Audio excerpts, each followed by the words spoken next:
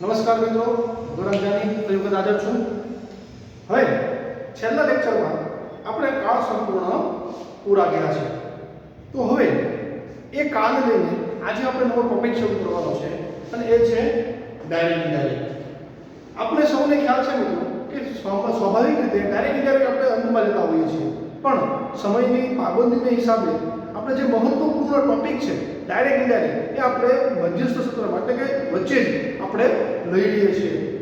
અહીંયા તમને direct indirect અગાઉ લેવાનો એક મહત્વપૂર્ણ નિર્ણય એટલા માટે છે કારણ કે હવે તમારી પાસે બહુ ઓછો સમય છે અને ઓછા સમયમાં જે લોકોને ડાયરેક્ટ ઇનડાયરેક્ટમાં તકલીફ છે અથવા તો જે લોકોને ડાયરેક્ટ ઇનડાયરેક્ટ વધુ સરળ લાગે છે એને પૂરતો સમય મળી રહે.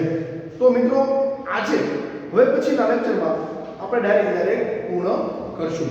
ઓકે, તો સૌથી પહેલા આપણે સૌને ખ્યાલ છે કે ડાયરેક્ટ ઇનડાયરેક્ટ એટલે શું. આપણે ધોરણ 9, 10, 11, 12 ઘણા 11 ધોરણ સુધી કે 12મા ધોરણમાં બધા 10 થી લઈને 12મા ધોરણ સુધી આપણે ડાયરેક્ટ ઇનડાયરેક્ટ ભણતા હોઈએ છીએ. મિત્રો ડાયરેક્ટ ઇનડાયરેક્ટ નું અર્થ શું? સૌથી પહેલા ડાયરેક્ટ એટલે શું એ આપણે ખ્યાલ હોવો જોઈએ. તો એના માટે આપણે ખ્યાલ છે કે જ્યારે કોઈ બે વ્યક્તિ કે બે કરતા વધારે વ્યક્તિ એકબીજાની સમક્ષ રૂબરૂમાં જે વાત કરે એને ડાયરેક્ટ સ્પીચ કહેવાય. બરાબર, આપણે આપણી જનરલ ભાષામાં ઘણા બધા વ્યક્તિને કહેતા હોઈએ છીએ કે જાઓ ડાયરેક્ટ વાત કરી લો. તો ડાયરેક્ટ વાત કરવાનો મતલબ શું છે કે એ વ્યક્તિની સમક્ષ રૂબરૂમાં જઈને વાતચીત કરવી. તો ઇનડાયરેક્ટ સ્પીચ એટલે શું? તો ઇનડાયરેક્ટ સ્પીચ એટલે જ્યારે કોઈ બે વ્યક્તિ અથવા બે થી વધારે વ્યક્તિ એકબીજાની સમક્ષ વાતચીત કરે એ સમય દરમિયાન કોઈ ત્રીજો વ્યક્તિ એ બંનેની વાત સાંભળીને ચોથા વ્યક્તિને વાત કરે તો એને આપણે ઇનડાયરેક્ટ સ્પીચ કહીએ છીએ. બરાબર મિત્રો, હું ડાયરેક્ટ ઇનડાયરેક્ટની વ્યાખ્યા લખું છું, ધ્યાનથી સાંભળજો અથવા જોજો કે ડાયરેક્ટ સ્પીચ એટલે શું.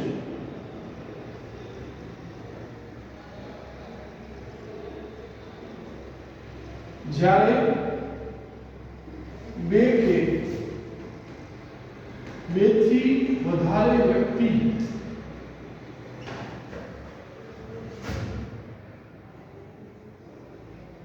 એકબીજાની સમક્ષ રૂબરૂમાં વાતચીત કરે તો તેને ડાયરેક્ટ સ્પીચમાં લેવાય છે. એક બીજી અગત્યની વસ્તુ ડાયરેક્ટ યાદ રાખવાની છે કે ડાયરેક્ટ સ્પીચ હંમેશા અવતરણ ચિહ્નમાં જ બોલાય. એટલે કે જ્યારે કોઈ વ્યક્તિ બોલતા હોય તો અવતરણ ચિહ્નમાં જે લખાય એને શું કહેવાય? ડાયરેક્ટ સ્પીચ કહેવાય. તો ડાયરેક્ટ સ્પીચ હંમેશા અવતરણ ચિહ્નમાં જ આવે. અવતરણ ચિહ્નમાં જ આવે. ઓકે મિત્રો, હવે બીજું જે ઓપ્શન છે એ છે ઇનડાયરેક્ટ સ્પીચ.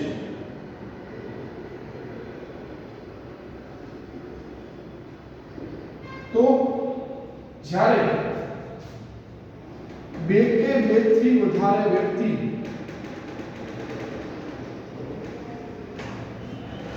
એકબીજાની સમક્ષ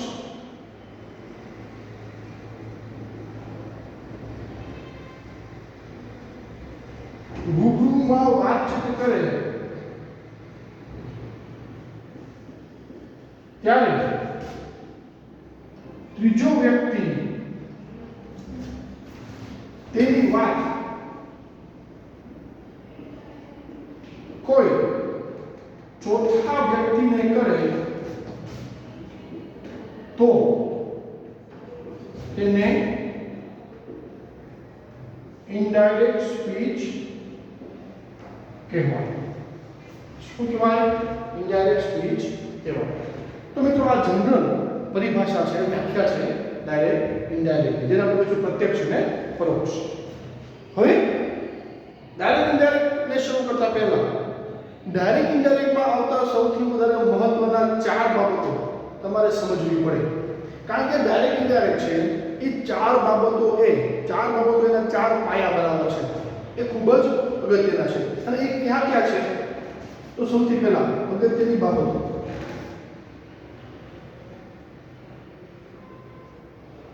ચાર મુદ્દાઓ જે ગણો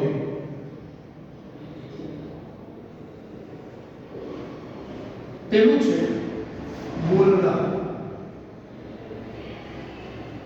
જેને આપણે કહીશું રિપોર્ટર બીજું કોણ સાંભળનાર જેને આપણે કહીશું લિસનર ચોથું કોણ તો કે બોલનાર અને સાંભળનારને ત્રીજું બોલનાર અને સાંભળનારને જોડતો શબ્દ જેને કહીશું આપણે reporting verb in short RV અને ચોથું છે અવતરણ ચિહ્નમાં આવેલ વાક્યો જેને આપણે કહીશું reported speech in short RS તો આ ચાર વસ્તુ છે એ ડાયરેક્ટ ઇનડાયરેક્ટ ના મુખ્ય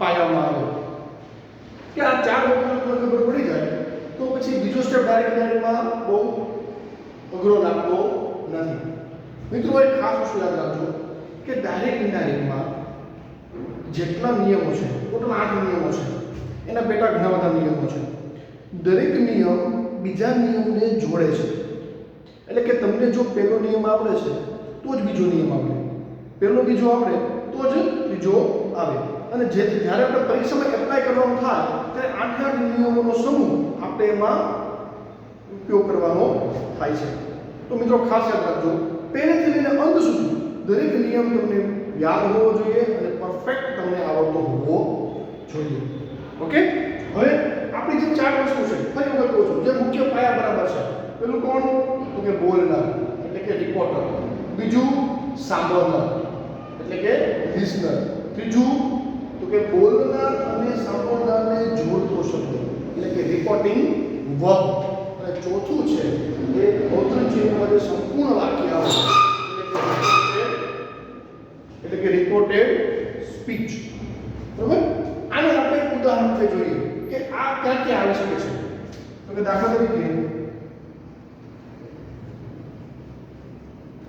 Mehul says Nidhi you are becoming chairman now. You are becoming chairman now. તો અહીંયા શું થશે મેહુલ બોલે છે નિધિ સાંભળે છે અને એ કયું વાક્ય બોલે છે કે જે અવતરણ ચિહ્નમાં છે તો આ ચાર વસ્તુ ક્યાં આવે તો કે જે સેસ ની પહેલા આવે એ છે બોલનાર તો બોલનાર હંમેશા વાક્યની શરૂઆતમાં હોય સાંભળનાર છે એ સેસ ની પછી એટલે કે આ નિધિ શું બનશે સાંભળનાર બનશે બોલનાર અને સાંભળનારને જે જોડતો શબ્દ છે એટલે કે સેસ એ શું બનશે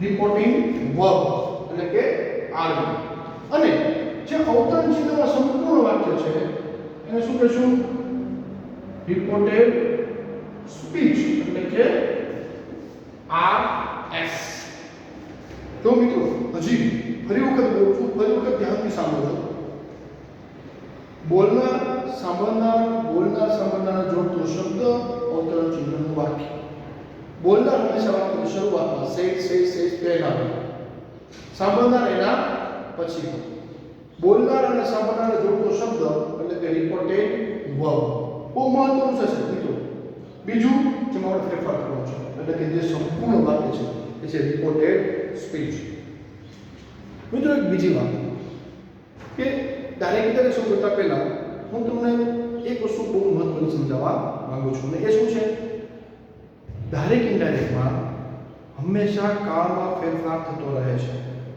એટલે કે જે કાળ છે વર્તમાન છે તો એ ઇન્ડાયરેક્ટમાં વર્તમાન નથી રહેતું પણ ભૂતકાળ બની જાય છે ભૂતકાળ છે તો પૂર્ણ ભૂતકાળ બની જાય છે ચાલુ ભૂતકાળ છે તો ચાલુ પૂર્ણ ભૂતકાળ બની જાય છે તો આવા જે નિયમો છે એ નિયમો તમને તો જ ખબર પડે જો તમારી પાસે બારે-બાર કાળનું પૂરેપૂરું નોલેજ હોય તો ફરી વખત સમજાવું છું આપણો ફર્સ્ટ લેક્ચર છે ડાયરેક્ટ ઇન્ડાયરેક્ટનો આવા લેક્ચર ઘણા બધા શરૂ થશે એ પહેલાં હજી જો તમે કોઈ ટેન્સમાં તમને ખામી લાગે છે તો તમે ટેન્સ પાકા નથી કર્યા તો પ્લીઝ મારા પાછલા વિડીયો જોઈ લો અને એ જે નિયમો છે ટેન્સના અને એના સહાયકારી ક્રિયાપદના રૂપો છે એને સંપૂર્ણ મૌખિક કરવાનો પ્રયત્ન કરો ઓકે તો આપણે ચાર વસ્તુ જોઈ શું જોઈ તો કે બોલનાર સાંભળનાર સાંભળનાર જોડતો શબ્દ અને રેકોર્ડેડ સ્પીચ બીજી વસ્તુ કે અહીંયા હંમેશા કાળમાં ફેરફાર જોવા મળે છે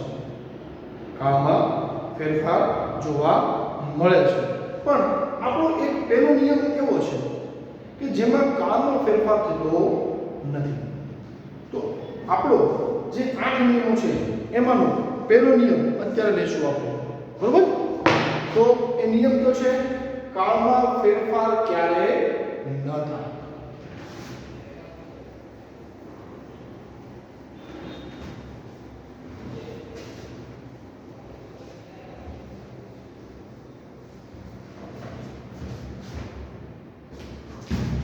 ને આપણે મુખ્ય નિયમ કહીશું કે મુખ્ય નિયમ પહેલું કાળમાં ક્યારે ફેરફાર ન થાય પહેલો નિયમ એટલા માટે આ છે કારણ કે આપણે ખ્યાલ છે કે જ્યારે ડાયરેક્ટલી આપણે ઇનડાયરેક્ટમાં ટ્રાન્સલેટ કરીએ છીએ ત્યારે એના કાળમાં ફેરફાર થવો સ્વાભાવિક છે તો પહેલો નિયમ છે કે કાળમાં ક્યારે ફેરફાર ન થાય તો ખાસ મિત્રો યાદ રાખજો આના બે નિયમો છે જે પહેલા હું તમને મૌખિક સમજાવવાનો પ્રયત્ન કરું છું પહેલો નિયમ જ્યારે આરવી એટલે કે રિપોર્ટિંગ વર્બ સાદા વર્તમાન કાળનું હોય અથવા તો સાદા ભવિષ્યકાળનું હોય ત્યારે અવતરણ ચિહ્નના કાળમાં ફેરફાર થતો નથી બીજી વખત હું રિપીટ કરું છું જ્યારે રિપોર્ટિંગ વર્બ સાદા વર્તમાનનું હોય સાદા ભૂતકાળનું હોય સાદા વર્તમાનનું રિપોર્ટિંગ વર્બ એટલે એનું મૂળ રૂપ સે અથવા સેઝ SAYS સાદા ભવિષ્યકાળનું એટલે વિલ સે અથવા તો શેલ સે આ હોય ત્યારે કાળમાં ફેરફાર થાય નહીં કાળમાં ફેરફાર કરવાનો મતલબ શું છે કાળમાં ફેરફાર કરવાનો મતલબ છે અવતરણ ચિહ્નના સહાયકારક ક્રિયાપદ અને ક્રિયાપદમાં ફેરફાર ન થાય ખાસ યાદ રાખજો મારો મતલબ કાળમાં ફેરફાર કરવાનો નિયમ શું છે તો કે સહાયકારક ક્રિયાપદ અને ક્રિયાપદમાં ફેરફાર ન થાય ઓકે તો લખો નિયમ નંબર 1 એટલે કે આ પેટા નિયમ 1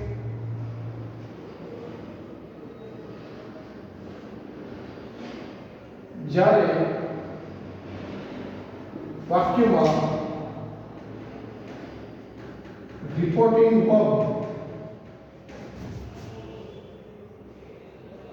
સાદા વર્તમાન કાળનું એટલે કે SAY સે અથવા SAYS સેન્સ હોય અથવા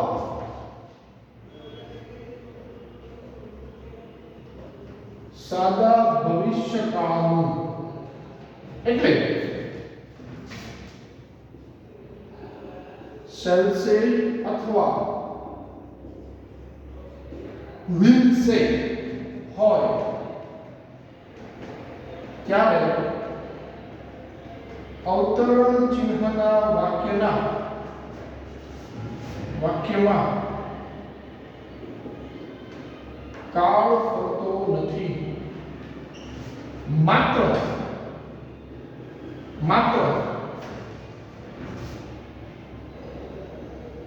અવતરણ ચિહ્ન નીકળી જાય અને વાક્ય ધ્યાનથી જોડાય. દાખલા તરીકે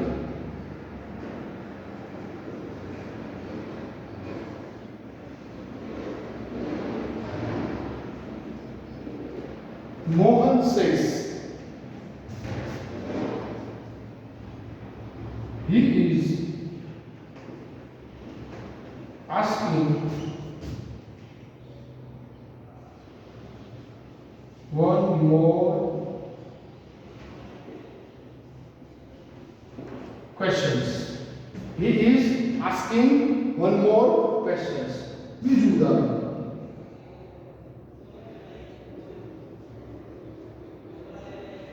students say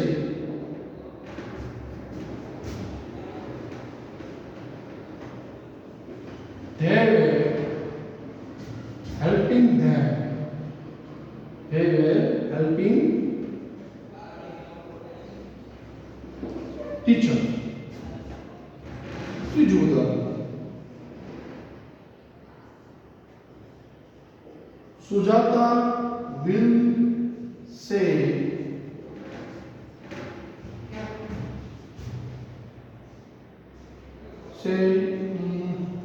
નામ લખીએ આપણે આ વખતે Ketan.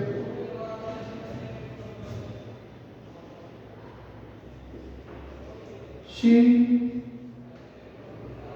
cooks nice food. She cooks nice food. ચોથું ઉદાહરણ we shall say you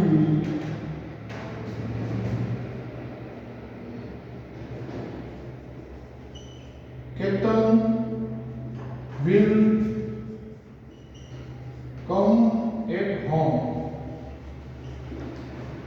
Ketan will come at home. તો જો મિત્રો અહીંયા એક વસ્તુ સમજવા જેવી છે અને એ ખૂબ જ મહત્વની છે.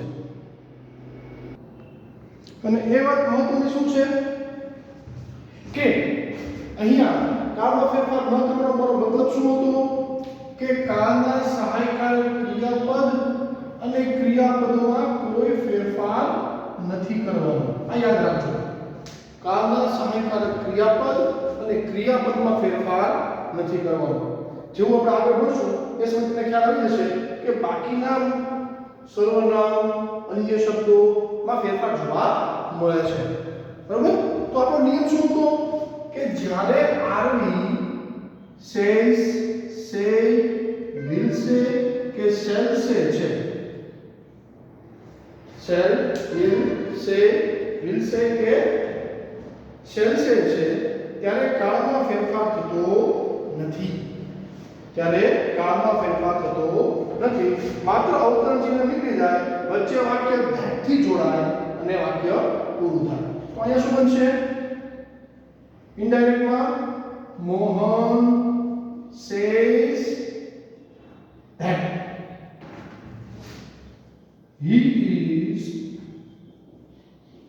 asking one more questions. Clear? અહીંયા શું છે students say that they were helping teachers. Done? અહીંયા Sujata will say that she cooks nice food.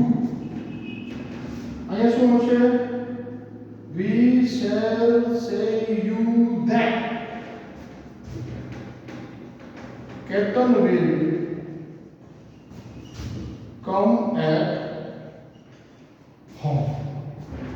તો ખાસ આ પેલો નિયમ છે કે તમારે બધાએ યાદ રાખવાનું છે. શું છે તો કે જ્યારે સે હોય ત્યારે અવતરણ ચિહ્નમાં આપેલા કાળમાં ફરી કરવાનો મતલબ છે સહાયકારક ક્રિયાપદમાં ફેરફાર થતો નથી. માત્ર ધેટ મૂકીને અવતરણ ચિહ્ન કાઢી નાખવાનું છે અને વાક્યને જોડી દેવાનું છે. તો મિત્રો આ ડાયરેક્ટ ઇનડાયરેક્ટનો આપણો મુખ્ય પેલા નિયમનો પેલો પેટા નિયમ. હવે બીજો નિયમ છે. બીજો નિયમ શું તો કે ડાયરેક્ટ ઇનડાયરેક્ટમાં બીજો નિયમ પણ એવો છે કે કાળમાં ફેરફાર ક્યારે ન થવાનો પેટા નિયમ નંબર 2.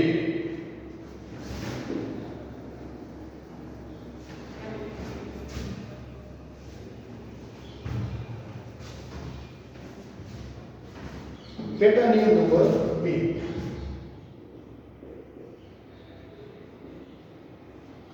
પેટા નિયમ નંબર 2 મિત્રો ફરી વખત બોલી જાઉં છું, તમને સમજવાનું છે. તમારે આપણે દરરોજ એક પેટા નિયમ પૂરો કરવાનો છે. 8 લેક્ચર 8 પેટા નિયમ. ઓકે. પેટા નિયમ નંબર 2 શું છે?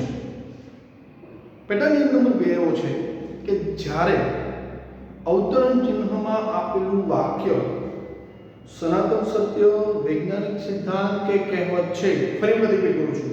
અવતરણ ચિહ્નમાં આપેલું વાક્ય સનાતન સત્ય, વૈજ્ઞાનિક સિદ્ધાંત કે કહેવતનું છે તો એ વાક્યના કાળમાં ફેરફાર થાય નહીં.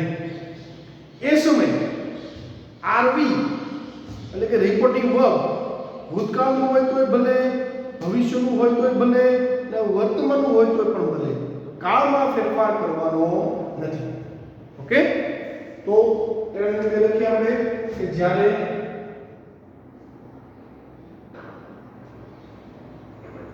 અવતરણ ચિહ્નમાં આપેલું વાક્ય સનાતન સત્ય, વૈજ્ઞાનિક સિદ્ધાંત કે કહેવતનું હોય ત્યારે આરવી એટલે કે રિપોર્ટિંગ વર્બ વર્તમાન, ભૂતકાળ કે ભવિષ્ય એમ કોઈ પણ હોય તો પણ કાળમાં ફેરફાર થતો નથી. માત્ર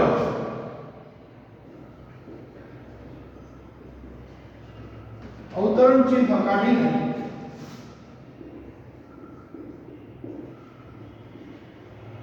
ધેટથી વાક્ય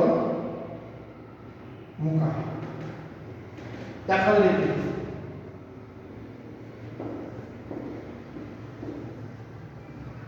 my teacher said the earth moves round the sun.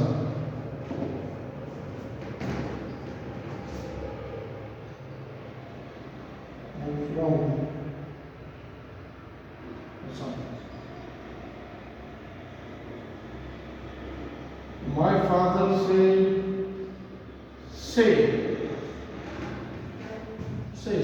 my father says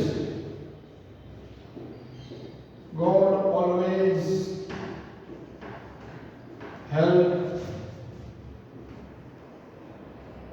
everyone. Easy working. You will say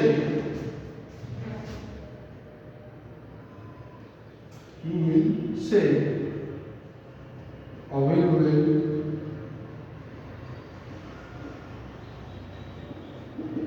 find a way or will find a way. તો અહીંયા શું છે તો કે અહીંયા એક વાક્ય એવું છે જે સનાતન સત્ય છે. પૃથ્વી સૂર્ય ફરતે ગોળ ફરે છે.